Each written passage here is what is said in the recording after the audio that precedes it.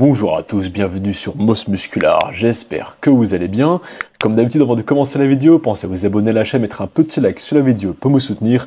Et on commence cette vidéo avec Niall Darwen, le bodybuilder classique physique d'Angleterre qui est donc à une semaine de son pro show qui lui permettra d'essayer de se qualifier pour Olympia.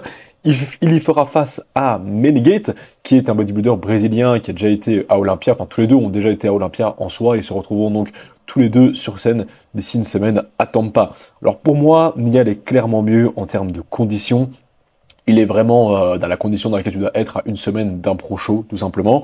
Là où Meneghete, je suis assez surpris de voir qu'il va faire la compète, parce que je trouve que sa condition actuelle, il va devoir tirer vraiment beaucoup en une semaine s'il veut arriver à être suffisamment sec pour arriver à battre Niall. Parce que là, franchement, on dirait qu'il est à peut-être 6 semaines, 4-6 semaines du show et pas à une semaine. En plus, Niall, je trouve qu'il est magnifique de face et de côté. Il a vraiment une ligne très spéciale qu'on voit très rarement. Il a vraiment ce ratio taille, largeur épaule qui est mais minuscule. Enfin, sa taille en tout cas est minuscule et ses épaules sont très larges. Donc il a vraiment un ratio impressionnant qu'on ne voit aussi presque jamais. Un physique hyper fort en X avec des quads qui partent vraiment bien vers l'extérieur. Des grosses épaules. Je dirais que le seul bémol, c'est sa cage thoracique qui est très petite, ce qui fait qu'il n'a pas un vacuum très profond, malgré le fait qu'il a des très jolis abdos par contre. Et alors aussi son dos qui est en retard, et c'est un peu aussi un point faible, j'ai l'impression. Il manque assez fortement quand même de largeur et d'épaisseur, surtout qu'il n'a pas les clavicules très longues. Il a juste une taille hyper fine, ce qui fait qu'il manque très fort de largeur quand il est de dos. Mais bon, voilà, face à Meneghete, je pense quand même que ce sera pas vraiment un trop gros problème, parce que Meneghete n'est pas non plus très large. Il a le même souci que lui de dos, et comme je l'ai dit, la condition de Meneghete sera clairement, pour moi en tout cas, très en retard comparé à Niall. Après, bon, on sait jamais, hein, tout peut arriver en une semaine, ce serait pas impossible qu'il soit genre hyper sec, mais quand tu vois la condition de la ligne actuelle de Niall, clairement pour moi il est le favori pour cette compétition en classique.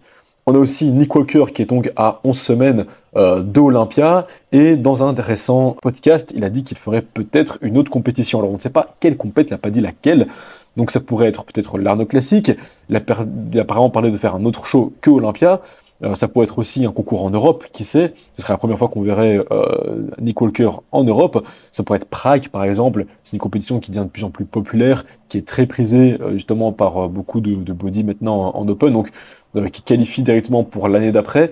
Donc voilà, ce serait pas impossible qu'on voit peut-être Nick Walker aussi là-bas. Il a un très gros potentiel pour le top 3 à Olympia cette année.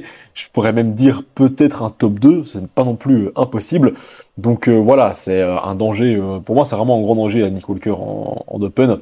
Il a clairement réussi à redorer son nom sur la scène du bodybuilding, et je pense que pour cette Olympia, il va faire vraiment très mal. S'il y arrive et qu'il ne se passe rien et qu'il n'y a aucun problème entre maintenant et Olympia, je pense que Nick sera vraiment très dominant là-bas. On a aussi Martin Fitzwater, qui est extrêmement rond et dense, il est vraiment bien plein. Je trouve qu'après Pittsburgh Pro, on a quand même beaucoup de gens qui ont beaucoup d'attentes envers lui, surtout par rapport à cette Olympia qui va arriver.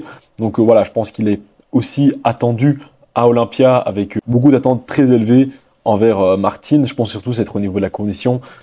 Malheureusement, je trouve qu'à Pittsburgh, il n'était pas non plus suffisamment sec. Il aurait pu être beaucoup plus sec, plus dur. Tout simplement, c'était vraiment pas hyper bien découpé. Enfin, après, où le final était un petit peu mieux, mais au pré-judging, en tout cas, ça manquait énormément de conditions. Et c'était un peu la même chose pour lui à Prague. À voir si justement à cette Olympia-ci, il arrive à être justement hyper conditionné aux deux moments de la compète, donc la veille et enfin les 2 jours de la compétition, parce que c'est une compétition en 2 jours, et donc c'est hyper difficile d'être bien sec les 2 jours, mais c'est pas non plus impossible, certains athlètes y arrivent, et je pense que justement Martin, ce qu'il doit faire, c'est vraiment être dans une condition irréprochable les 2 jours de Olympia. On a Quinton aussi qui est à une semaine de Tampa, qui va aussi choper donc une qualification pour Olympia cette année. Pour moi, c'est le favori clairement pour cette compétition. Et ça pourrait être, je pense, la plus grosse surprise d'Olympia cette année. S'il se qualifie à Olympia, là ici, semaine prochaine, à ce moment-là, je pense qu'il directement, il ira faire Olympia. Et comme on a déjà parlé de lui plusieurs fois, il a un potentiel dingue. Et il pourrait vraiment être une très grosse surprise pour cette Olympia. Il pourrait faire très mal là-bas. Alors je sais qu'il y aura aussi normalement Justin Shire qui va faire la même compétition, mais pour moi, c'est Quinton. Quinton, pour moi, il va exploser Justin. Maintenant, il y a beaucoup de fans de Justin aussi, et je pense qu'il y a beaucoup de gens qui pour eux ont Justin Shire premier, mais franchement quand tu regardes la ligne, quand tu vois la manière dont le physique a un flow, l'équilibre, la symétrie, pour moi c'est Quinton jour et nuit. Par rapport au régional, on a aussi Gaëtan Boeuf qui est déjà prêt pour le régional qui arrive à Toulouse en début septembre. La condition, elle est là, elle est juste irréprochable. Il est hyper avancé au niveau de la condition. Il est strié, il est découpé. Il n'y a aucune rétention d'eau. Enfin, franchement, là, il est parfait. En tout cas, il est vraiment dans sa meilleure version possible. Pour lui, il ne reste plus qu'à faire le poids sur scène parce que, de ce que je sais, il a quelques kilos en trop qu'il doit encore retirer s'il arrive à faire le poids pour le classique. Donc il a encore quelques kilos de muscles à perdre s'il veut simplement pouvoir concourir dans sa catégorie classique. En tout cas, c'est un très très bon préparateur aussi, en plus d'être un très bon athlète. Donc si vous cherchez un coach pour homme ou pour femme, hein, parce qu'il coach les deux, c'est un excellent coach, un excellent préparateur. Voilà, je fais un petit peu sa pub. N'hésitez pas à le contacter si vous faites de la compétition et que vous voulez y aller de manière très sérieuse. Gaëtan est l'homme à contacter. Il est très très sérieux dans son travail, autant que dans sa préparation, avec une vision très militaire des choses, et ça se voit sur son physique. Ensuite, on a Stéphane Matala qui confirme qu'il fera donc Lille. Bon, on en a déjà parlé plein de fois sur la chaîne, je vous l'avais déjà dit, hein, qu'il ferait Lille, c'était quasiment certain, et maintenant, voilà, c'est confirmé. À ces compétitions, il y aura bien sûr Théo Le Guerrier, Brett Wilkins, peut-être Martin Fitzwater et aussi peut-être Samson Dauda, qui sait. Dans la dernière interview que j'ai fait avec lui, il m'a dit qu'il n'était pas contre l'idée de le faire, il est plutôt ouvert à ça, donc c'est pas impossible, mais voilà, c'est pas un truc qu'il a en tête déjà maintenant, hein. Il va pas se dire je me prépare pour ça, et puis pour Olympia, tout va dépendre, je pense, de la condition dans laquelle il sera à quelques semaines de la compète. Peut-être qu'il se dira, bah finalement je la fais pour le fun, ou peut-être qu'il la fera pas et qu'il fera d'autres compétitions après Olympia. Faut pas oublier, Samson, il aime bien concourir, il aime bien faire plusieurs shows, il aime bien concourir en Europe. Donc vraiment, je pense vraiment que France, c'est vraiment pas une compète à laquelle on ne verrait pas Samson. Genre, il y a vraiment de grands chances pour qu'il la fasse. Je serais vraiment pas étonné qu'il la fasse cette année aussi. En tout cas, sur base de ce qu'il y a maintenant, pour moi, Théo est le favori pour cette compétition. Ce serait peut-être une première victoire pour lui à la maison. En tout cas, je l'espère pour Théo parce qu'il y a quand même beaucoup de travail qui a été fait. Il a quand même essayé plusieurs fois de gagner cette compétition. À chaque fois, c'était passé pas très loin. Donc, ce serait vraiment cool qu'il la gagne cette année. Puis ce sera aussi le début de Stéphane Matala. Donc voilà, je fais encore la pub pour cette compète, mais vraiment, venez à Lille cette année. On vient avoir un niveau de ouf, que ce soit pour le régional, plutôt pour le Pro Qualifier ou pour l'Olympia Qualifier, vraiment le niveau sera dingue. Donc venez à cette compète, prenez congé, prenez un petit week-end sur l'île, parce que ça va vraiment être le feu. Et puis plus il y a de monde à cette compétition, plus on est de fans à y aller, bah, plus on aura une compétition de qualité, et plus il y aura d'athlètes de qualité qui vont y venir. Donc c'est quand même super intéressant de le faire si vous supportez vraiment à fond le bodybuilding. Et on termine avec Hafthor Björnsson qui bat son propre record.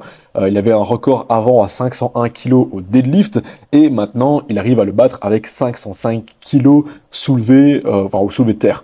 Alors bon, je parle pas très souvent de powerlifting ou de strongman, ça m'intéresse pas vraiment sur cette chaîne-ci, c'est pas un truc qui m'intéresse la blinde, mais bon, quand même, 505 kg, c'est quand même quelque chose de hyper méga impressionnant, donc on en parle, et voilà, ça a été fait dans un event, donc cette fois-ci, on ne peut rien dire, c'est legit, on ne peut pas nier le record. D'ailleurs, Eddie Hall lui-même a reposté le record là de Hafthor en le félicitant, donc lui-même reconnaît le fait que ce soit valide, parce que c'est vrai que les 501 kg en plein Covid, où il avait choisi un peu la date où il allait le faire, etc., avec son père qui pesait les poids, enfin voilà, il y avait quand même pas mal de choses qui pouvaient remettre un petit peu en cause la légitimité de ce record, mais là ici, il n'y a rien à dire, c'est monté très très facilement, franchement c'était impressionnant avec quelle facilité il a réussi à monter ses 505 kg.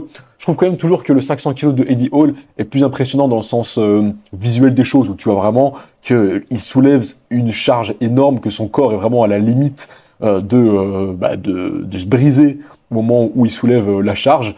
Et les yeux qui commencent à partir dans d'autres couleurs différentes, qui commencent à partir en vrille, ils saignent du nez. Enfin, vraiment, tu vois que c'est sa limite physique et qui se pousse vraiment au-delà de ses limites. Hafthor, ici, tu vois ça et tu te dis, ah ouais, ok, d'accord, il y a 505 kg.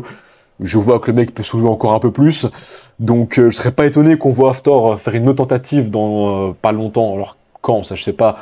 Mais qu'il refasse encore une autre tentative pour essayer de taper un 510 ou quoi. Je serais vraiment pas étonné parce que vu avec la facilité avec laquelle c'est monté et avec la mentalité qu'il a, je pense qu'il doit sûrement regarder la vidéo et se dire je pourrais tirer plus. Donc c'est pas impossible qu'on voit peut-être un 510 dans pas longtemps arriver avec Hafthor. En tout cas, franchement, très très belle performance. Ça me donne pas du tout envie de reprendre le deadlift parce que franchement, qu'est-ce que tu vas faire, hein? Tu vas monter des 260 alors que t'as des mecs comme ça qui montent des 505. Allez. Enfin bref, voilà, c'est tout pour cette vidéo, j'espère que vous aura plu. C'était Karim de Boss Musculard, à bientôt, ciao.